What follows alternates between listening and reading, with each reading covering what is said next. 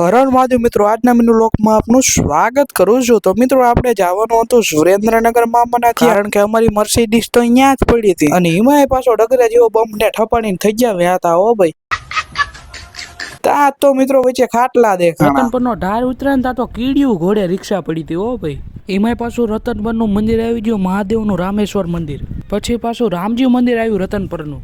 Tower વાળો પુલ કેવો દેખાય જોવો તમે મિત્રો। લાઇટના થાંભલા સાથે જે આ કાળા રંગના થાંભલા છે તે શું લેવા નાખ્યા છે તમને જાણ હોય તો કોમેન્ટમાં જાણ કરજો। ત્યાં જ તે કાંટાવાળી ગાડી દેખાય। તો મિત્રો ફાઇનલી આપણે જે નજારો દેખાઈ ગયો છે 8 અજુબામાંનો એક અજુબો તમે જોઈ શકો છો।